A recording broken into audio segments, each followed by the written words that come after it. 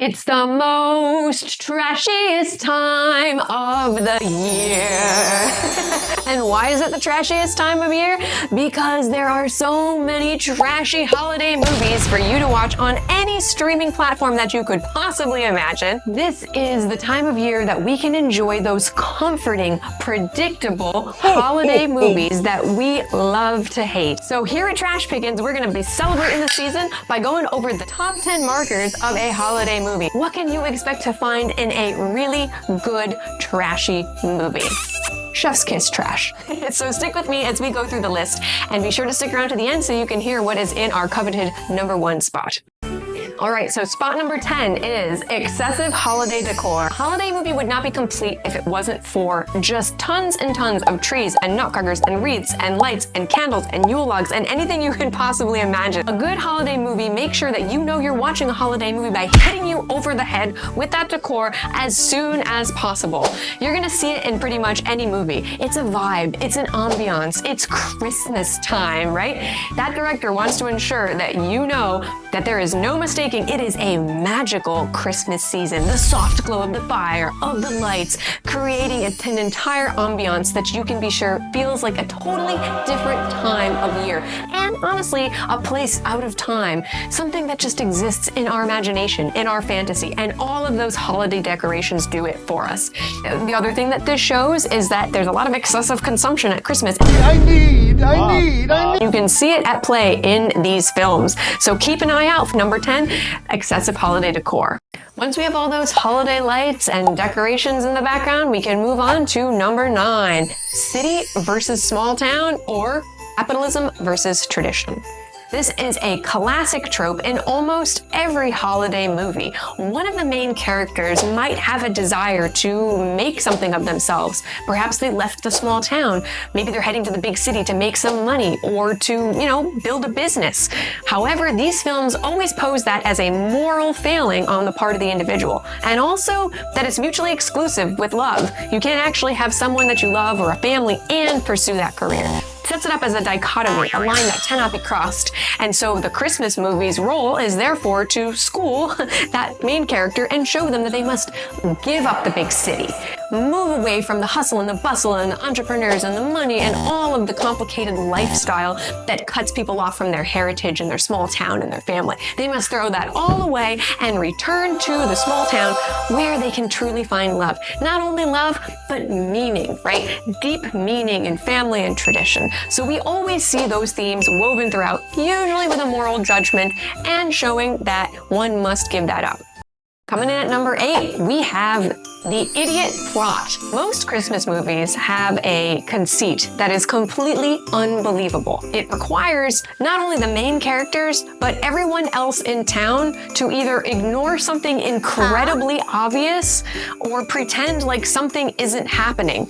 And effectively, they're all idiots. If they just paid a little bit more attention, or they weren't so freaking stupid. What kind of idiots do you have working here? This whole movie wouldn't even exist. The plot wouldn't even be real. So the idiot plot is so critical to advancing any type of holiday movie. One great example would be, of course, Hot Frosty. In this case, the entire town tells the main character that this person who is sweaty and cold is actually a snowman. What does that mean? That's insane. So without that idiot plot, the whole movie wouldn't even exist. We also see examples of this, such as the Princess Switch series, where we have set up between two characters. One person who's a twin with somebody else switches place, and as it turns out, nobody knows, which is incredibly unrealistic as well. We also see these odd examples of movies such as Christmas on Notting Hill or Our Little Secret, where we have the main characters being in a situation where they either have dated secretly in the past and they're hiding it, pretending like, oh, nobody's ever gonna know, but ultimately everybody does notice. Again, these are sort of the style of the idiot plot where there's some level of just pretending we don't know and suspending our disbelief so that the plot can advance. And it's usually an incredibly silly, ridiculous, unrealistic conceit, which of course is what makes it fun, but reliably we see it time and again in holiday movies. All right, number 7 is Countdown to Christmas. Almost every good holiday movie has a, quote, ticking clock that brings some intense urgency into play. Something must happen by Christmas. Something must be completed. Something must be found out. There must be something that happens before Christmas. This allows us to sort of advance the plot. We get all kinds of crazy hijinks that happen, intense, weird things that people will do because of the short timeline that they're under.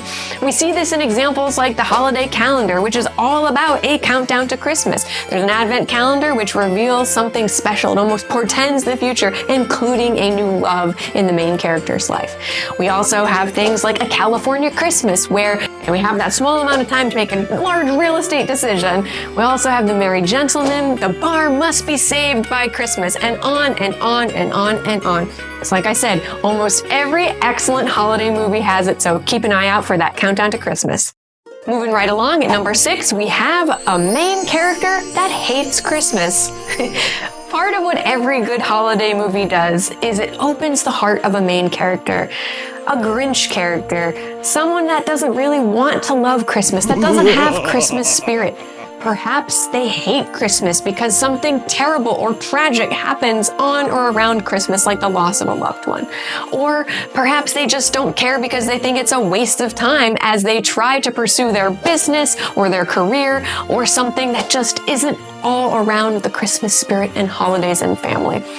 So this main character hating Christmas usually goes on an arc where they are brought into an amazing community or a family or some setting where they start to realize and they become a believer in the magic of Christmas, the beauty of Christmas. And they decide as a part of their character arc that it is actually an important thing that they want as a part of their lives as well.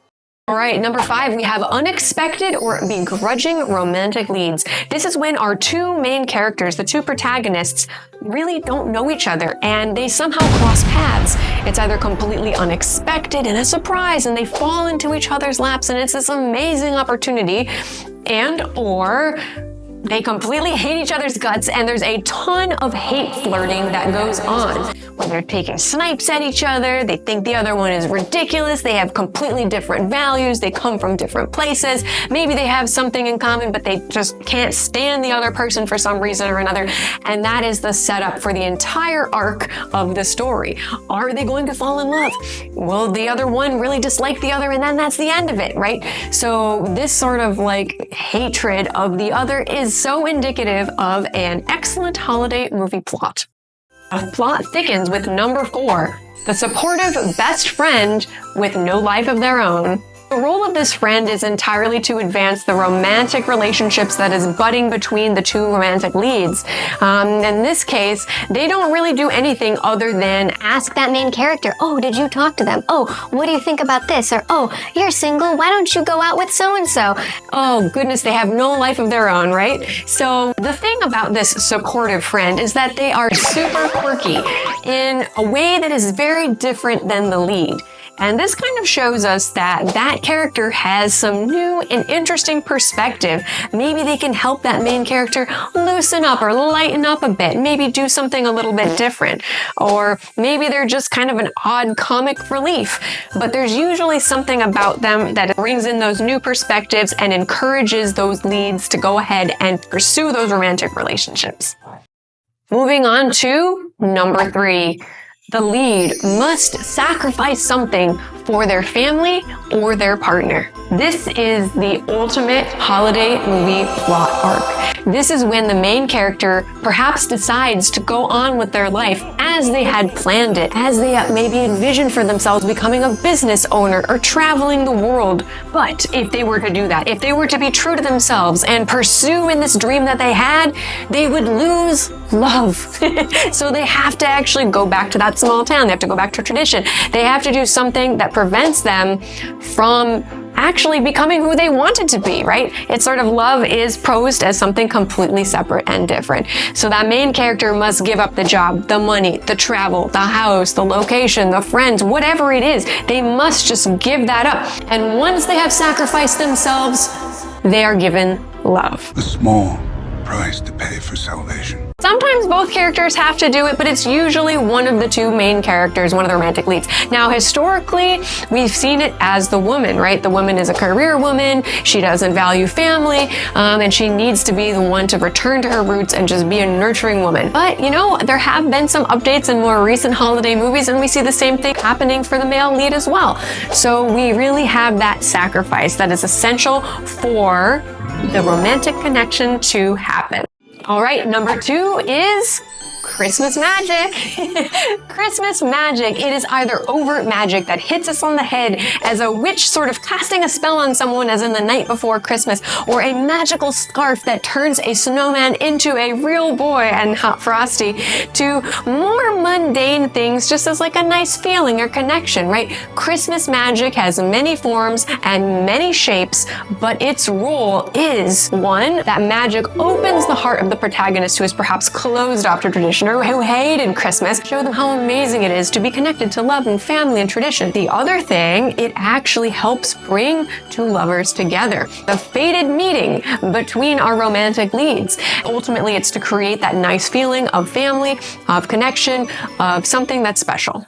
And coming in at number 1 is a whirlwind romance. All of these movies are romantic comedies. Every holiday movie has to have that central love plot. The fated lovers, the lovers that didn't like each other, that needed to have friends push them together. They needed to give up things and sacrifice things. All of this falls under the whirlwind romance. And it also is a romance that almost didn't happen. If it wasn't for the one thing that that individual decided to give up and throw away so that they could be together, or if it wasn't for that chance encounter with that person who gave them a magical ornament or the magic scarf, it's a whole bunch of chance. It's a whole bunch of fated interactions, and it all is to serve in this romantic relationship that was always meant to be. And it is sort of the whole centerpiece of all holiday movies. It's the fantasy, it's the love, it's being swept up in something that you have no choice in, but that you are willingly handing yourself over to. And so, with that, we have our top 10 markers of a trashy holiday movie. I hope that you really enjoy picking through and figuring out which of these tropes are showing up in your holiday movies. Don't forget to like and subscribe. We're a new channel and we would love your support. Thanks again, and I hope you enjoy your intense holiday movie binge watching.